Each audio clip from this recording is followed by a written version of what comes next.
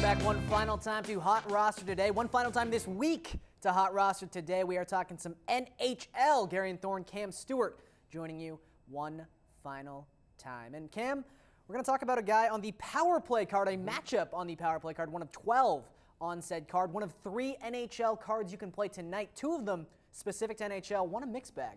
We love those mixed bag cards on HotRoster.com. But the premier matchup taking place on the power play card, Patrick Kane against the Devils versus Johnny Gaudreau getting the Ottawa Senators. There is surprisingly no line in this matchup, and I feel like, Cam, that is directly because the matchups dictate Kane against the Devils, who have basically not allowed any offense to their opponents so far this season. Ottawa, one of those more free-flowing teams. So Gaudreau clearly has the matchup. Johnny Hockey could score in this game, but I mean, Patrick Kane is just such a consistent offensive force. I'm having trouble in a no-spread contest picking against Kane. It's tough because Kane's numbers are a lot better in every situation too, right? Yeah. Gary, you look at him, Kane's the better guy, but Garian brings up a lot of good points. You should listen to this guy because the New Jersey Devils, like hot roster, scorching right now. You don't score against these guys. And Johnny Hockey, hey, he got off to a slow start, Garian, but now he's starting to put it together. The issue I have, Kane's going to get more power play time. Probably, he averages more points, but it's the matchup. The Ottawa Senators, these guys are sieves. Johnny Hockey turning around.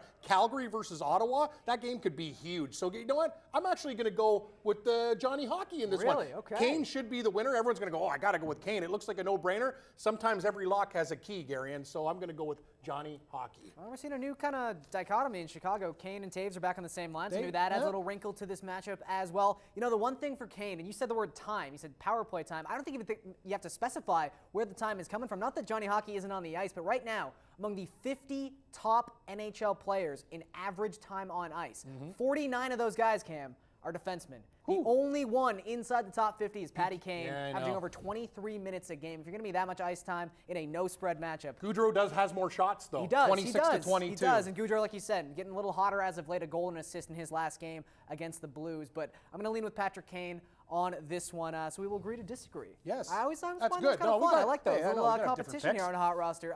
Rick Nash against Louis Eriksson. Not many guys have been as disappointing as Eriksson so far this season, although that might just be sort of a microcosm of how disappointing the offense has been for the Vancouver Canucks.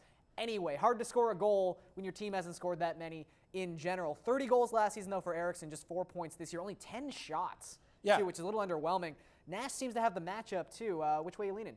Yeah, absolutely right, Garen. You got the New York Rangers playing Carolina, so Nash has an advantage there.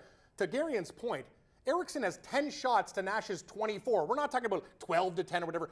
14 shots. And on Hot Roster, when you're breaking down the matchup, that's the difference between winning or losing a lot of the time. I love Nash's matchup. He's better in every offensive category. Playing for the Vancouver Canucks, that offense could be a dog's breakfast at times. I wish Louis Eriksson thinks, man, I wish I was back in Beantown. Count the cash with Rick Nash. I like it. You know what? I'm going to side with Rick Nash, too.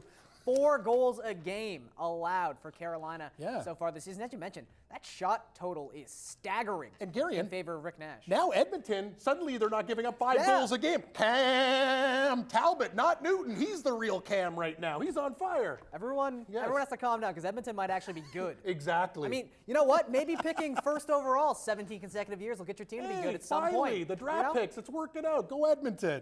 Okay, let's move on to, well, maybe not the juiciest matchup in terms of production so far this season, but Daniel Sedin against Brandon Saad. Saad gets Anaheim. Sedin, as we mentioned, gets Edmonton.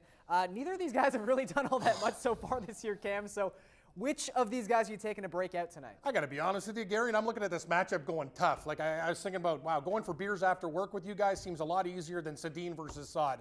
This is difficult. The numbers are almost exactly the same. The one thing that Sedin has, the power play points, that's important on Hot Roster. Everything else is basically the same. 2 penalty minutes to 0 penalty minutes, 16 shots to 17 shots. Wah! I don't know, man. This one's tough. I'm going to lead to Saad because he has 2 vowels in the middle of his name. Saad. Well, you know what? At this point, it doesn't really matter. It's a hard one to call. Look, I'm going to say this. It's fun to play around with the best names in hockey, the best names in football. Sometimes the more fun matchups are dudes who just haven't been getting it done as of late.